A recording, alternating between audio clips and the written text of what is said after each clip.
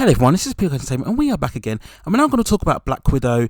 And following the recent announcement made by Disney that following long delays due to COVID, that it will finally change its release date, initially planned from May the 7th 2021 this year, it will now move to July the 9th of this year.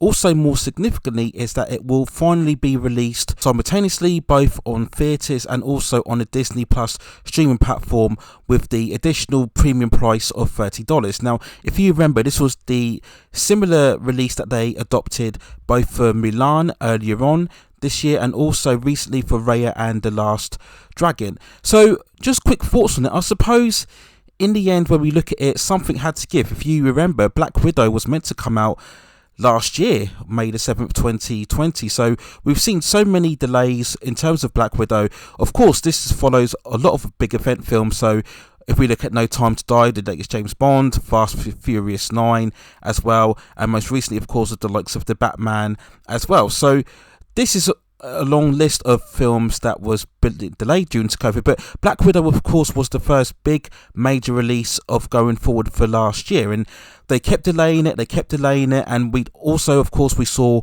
recently with Warner Brothers, who announced a huge slate of their event films for this year to be announced and released simultaneously on HBO Max and theatres as well, following the release of Christopher Nolan's Tenet as well. So when we look back on the recent release histories, I suppose it was inevitable. I think Marvel, they gave it as long as they could, and of course it all depends now on the current COVID climate. We are seeing now vaccinations being generated and administered towards people amongst all countries, but I don't think it's happening at quite a higher rate in America as what it is in the UK, for example, where I'm based. Again, anybody who has more information on that, let me know in the comments below. But I guess Marvel was just trying to hold up because, as I've mentioned in previous videos, when we talk about the theatrical release and streaming, you always have to understand that once you go on to streaming, you do end up losing potential hundreds of millions to $1 billion at the box office, because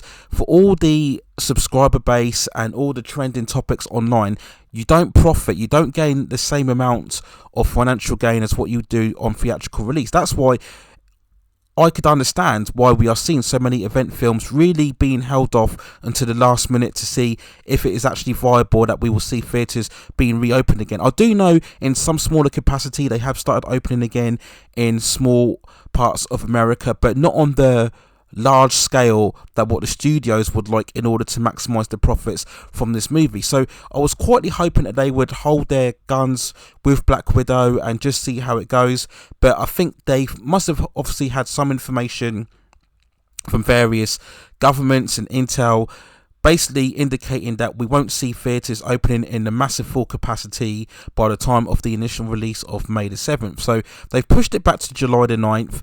Again, I think that's just a hope that maybe if theatres don't open in full capacity, they will open up in a much larger capacity. So they've still given themselves, 4 months now to actually, release this in theatres. So I can understand why. But again, I guess it got to the point, well, if we don't stick to the July the 9th release, then we can't really delay it any longer, because obviously it's going to start clashing with all of the other releases within the MCU in particular. And just to further add, that Shang-Chi Legend of the Ten Rings, I believe now has been moved now to September the 3rd of 2021 as well. So in hindsight, I guess you could understand they've held it off long enough now. As I mentioned before, it's been well over a year now since this movie was due to come out, so they had to make a really crucial and hard decision. We'll see what happens. I mean, if I had the choice, to be honest, if I was based in America and it was either pay $30 for a premium service or go and watch it in the cinemas, I would watch it in a cinema. But then I'm a single person, so as I mentioned in previous videos, it really does depend on each individual circumstances. And I've already debated and talked about how it is more cost effective to pay $30 and stay at home if you have a large family, because of all of the extra costs that you save in terms of travelling, buying extra food and drink and other various merchandise for the theatres. So yes, you could understand why the consumer finds it more comfortable, but I just think overall, if I had the choice, I'd probably watch it in theatres. And normally, in terms of the UK, the Marvel films are normally released a week earlier than what they are in America.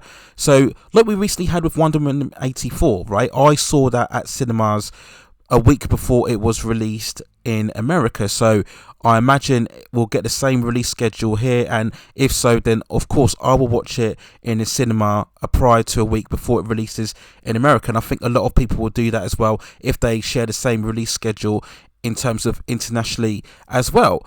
So really, that's the main discussion in terms of Black Widow. It'll be interesting to see how much money it grosses in theatres. If everything was normal, I probably would have said Black Widow would gross anything north of 700 million. I don't think it would have been $1 billion movie, because again, without spoiling too much, we already know the kind of fate of her character from Avengers Endgame, so it really wasn't as much of a crucial part of the MCU going forward in terms of the Phase 4, right? It's very much of a prequel story. I believe it takes place a couple of weeks after the events from Civil War. So whilst it's always great, everybody knows how much I love Scarlett Johansson in the role. I think she's phenomenal in it.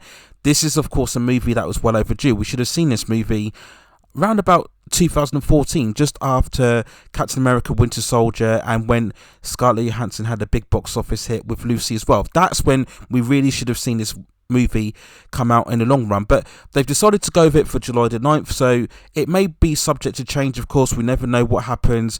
Everything may be changed by what goes on with COVID, but for now, Black Widow has been recently confirmed going on release on July the 9th of this year, simultaneously alongside Disney Plus, with a premium fee of $30. So those are my thoughts and quick feelings on the change in release date of Black Widow. Let me know what you think in the comments below. If you are based in America, what would you do? Would you be willing to pay the $30? Because it is a major release, and a lot of fans, myself included, were very much looking forward to Black Widow.